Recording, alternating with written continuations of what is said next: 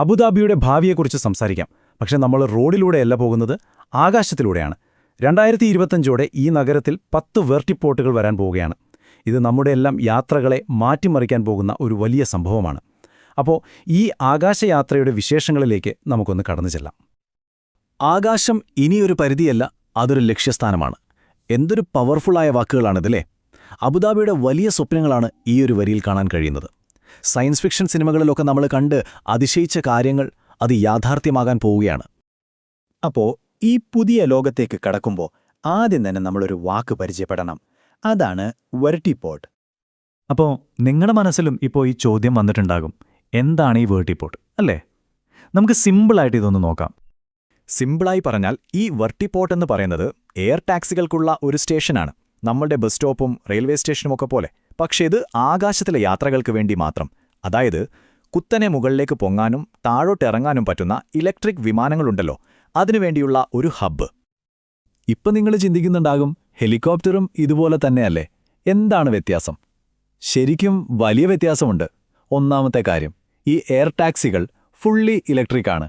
അതുകൊണ്ട് തന്നെ പരിസ്ഥിതിക്ക് ഒരു ദോഷവുമില്ല. പിന്നെ ഹെലികോപ്റ്ററിൻ്റെ ആ ഒരു ഭയങ്കര ശബ്ദമില്ലേ, ഇതിനത് വളരെ കുറവാണ്. അപ്പോൾ നഗരത്തിൽ ശബ്ദമലിനീകരണവും കുറയും. അപ്പോൾ ഇതൊന്നും വെറുമൊരു സ്വപ്നമല്ല കേട്ടോ. ഇതിന് പിന്നിൽ വളരെ വ്യക്തമായൊരു പ്ലാൻ തന്നെയുണ്ട്. ആരാണിതിന് പിന്നിലെന്നും എന്താണ് ആ പ്ലാൻ എന്നും നമുക്ക് നോക്കാം. ഇത്രയും വലിയൊരു പ്രോജക്റ്റ് ആവുമ്പോൾ അതിന് പിന്നിലെ വലിയ കളിക്കാർ തന്നെ വേണമല്ലോ. അബുദാബി ഇൻവെസ്റ്റ്മെന്റ് ഓഫീസിന്റെ കൂടെയുണ്ട് സ്കൈപോർട്സ് ഇൻഫ്രാസ്ട്രക്ചർ, പിന്നെ ജോബി ഏവിയേഷൻ, ആർച്ചർ ഏവിയേഷൻ, വോലോകോപ്റ്റർ. ഈ പേരുകളൊക്കെ ഓർത്തുവെച്ചോളൂ. ഇവരാണ് എയർ ടാക്സി ഉണ്ടാക്കുന്ന പ്രധാന കമ്പനികൾ. 10, അതെ, ആദ്യഘട്ടത്തിൽ തന്നെ 10 വെർട്ടിപ്പോർട്ടുകളാണ് പണിയാൻ പോകുന്നത്. അതും നഗരത്തിന്റെ പല പ്രധാന ഭാഗങ്ങളിലായി. ഓർക്കണം, ഇതൊരു തുടക്കം മാത്രമാണ്. അപ്പോൾ ഇതെല്ലാം എപ്പോ നടക്കും?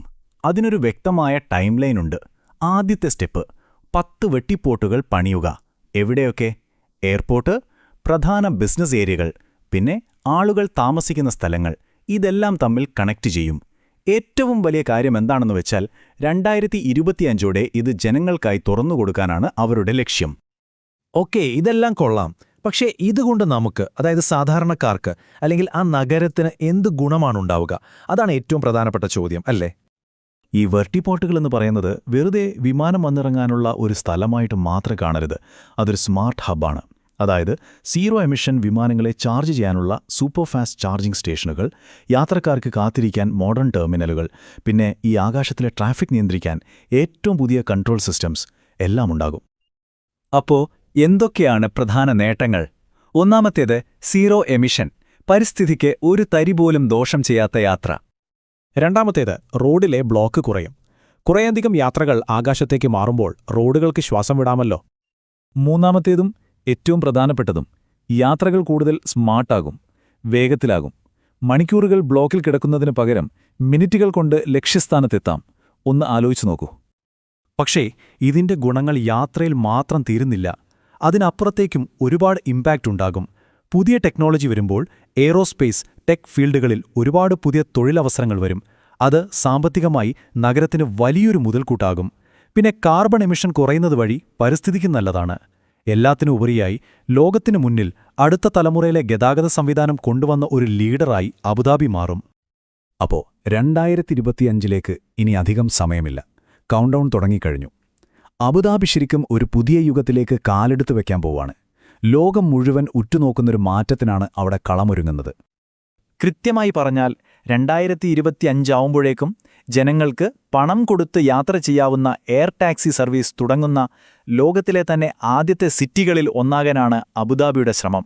അതൊരു ചെറിയ നേട്ടമല്ല, ചരിത്രമാണ്. അപ്പോൾ ഒരു ചോദ്യം ബാക്കിയുണ്ട്. നമ്മളിപ്പോൾ കണ്ട ഈ കാഴ്ച, ഇതാണോ എല്ലാ നഗരങ്ങളുടെയും ഭാവി? അബുദാബിയിൽ തുടങ്ങുന്ന ഈ മാറ്റത്തിന്റെ അലകൾ ലോകം മുഴുവൻ എത്തുമോ? എന്തായാലും ഇതിനെക്കുറിച്ച് ചിന്തിക്കേണ്ടിയിരിക്കുന്നു.